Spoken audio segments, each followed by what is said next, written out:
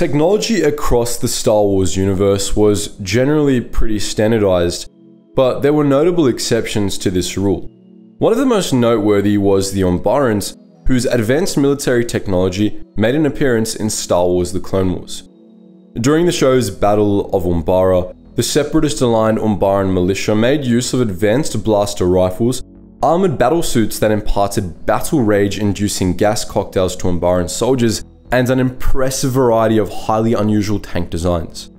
In this video, we'll be taking a look at the 3 models of tanks employed by the Umbarans during this campaign: the hover tank, the impeding assault tank, and the mobile heavy cannon.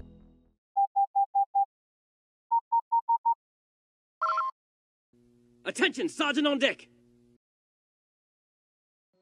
Umbara initially stayed loyal to the Republic, but after the assassination of their senator, Medici, they seceded from the Republic. This resulted in a Republic invasion of Umbara, as the Republic wanted control of hyperspace routes through the expansion region that Umbara controlled. In the battle, the Umbaran militia itself did most of the heavy lifting, at least on the ground, posing a unique challenge to the Republic's clone troopers, who were used to dealing with the CIS droid army. A large part of the challenge posed by the Umbarans came from their assortment of unusual armored vehicles. In canon, the Umbarans' arsenal was manufactured by a company called Ghost Armaments, and the vehicles they designed tended to share 2 unusual traits. The first was a holographic control interface. All 3 of these Umbaran tanks were controlled with holographic systems that responded to even the slightest movements of the pilot's limbs, making all Umbaran craft highly maneuverable. Pilots were usually seated behind shielded cockpit bubbles, which were typically mounted on the front of a craft and could provide a clear, wide view of the battlefield ahead. Many Umbaran vehicles also made use of electromagnetic plasma cannons, which were the primary weapons on the hover tank and mobile heavy cannon. These appear to have functioned similarly to railguns, using conducting vanes to charge up and launch balls of high-energy plasma at high speeds. These weapons had long ranges and were extraordinarily destructive. The power of their plasma rounds appears to have been variable, but even on the lowest settings, they could wipe out whole platoons of advancing infantry, and on high power, they could pulverize blast doors with ease. Now to talk about the Umbaran tanks themselves, starting with the hover tank. These appear to have been the standard armored vehicle within the Umbaran militia, and they were deployed in large numbers during the Battle of Umbara. The design of the hover tank was elegant and simple, consisting of a cockpit bubble suspended between 2 electromagnetic plasma cannons, which featured repulsor lifts on their undersides. They almost resembled TIE fighters, particularly TIE interceptors. The bulk of the hover tank consisted of its wing sections, which housed the main guns, their conductor vanes, and the tank's repulsor lifts. When the tanks weren't in use, these wings would swivel downwards and the conductor vanes would spread out and act as landing stilts, much like the arms of a vulture droid. Unlike the other Umbaran tanks, the hover tank lacked onboard shield generators, apart from the bubble shield generated around its central cockpit. It was fairly well armored, especially around the cockpit bubble, but its lack of shields still made it the weakest of the Umbaran craft, able to be disabled by fire from Republic AT-RTs. Its wing sections, which housed the craft's repulsor lifts, could be fired on to disable the tank, and seemed to be the hover tank's main weak points. The hover tank was still a force to be reckoned with, however, especially since the Umbarans liked to deploy them en masse. Its twin electromagnetic plasma cannons were devastating, able to rip through advancing infantry and light vehicles with ease, and for such small craft, they could do a wildly disproportionate amount of damage. Another Umbaran tank model was the impeding assault tank, also known as the IAT or the Umbaran crawler tank. These centipede-looking war machines consisted of 10 armored segments, each with a pair of legs, which allowed these monsters to move like enormous insects. The IAT was not only highly mobile, but also capable of burrowing underground, allowing it to surprise enemy forces by bursting out of the ground like some sort of messed up plasma-spewing sandworm. Like the Umbaran hover tank, each IAT was manned by a single pilot.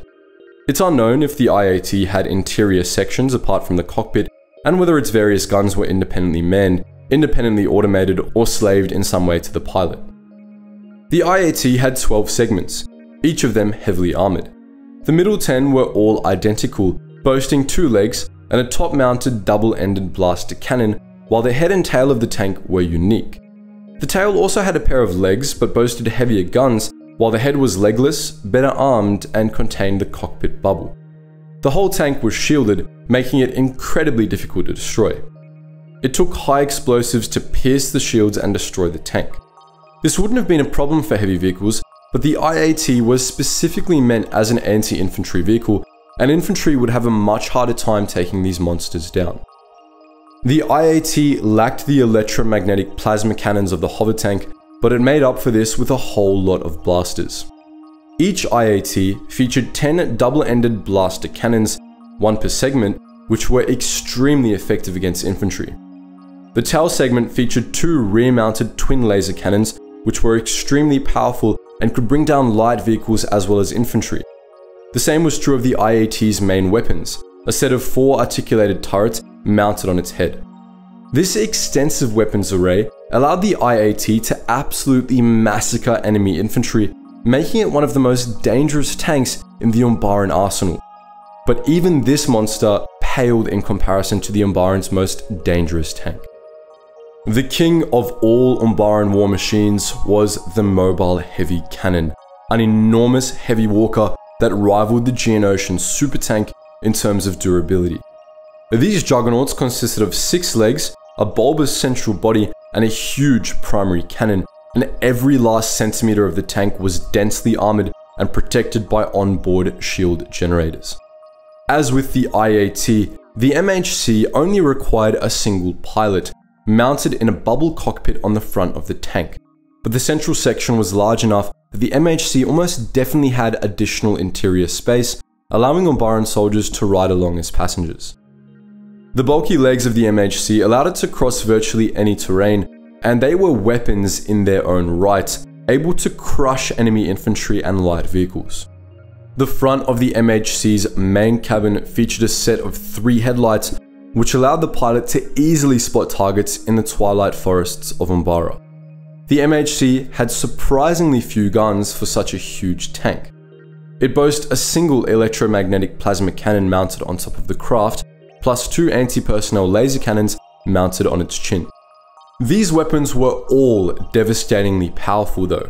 The laser cannons could mow down anything or anyone that got too close to the MHC, while the main cannon could vaporize enemy tanks or entire advancing infantry units. The main gun of the MHC had a massive range too, functioning as an enormous plasma mortar at a distance. During the Battle of Umbara, the 501st Legion was only able to stop these monsters by stealing Umbaran starfighters and using their own electromagnetic plasma cannons to bombard the tanks from above. On the other fronts of the battle, the MHC was undoubtedly a force to be reckoned with.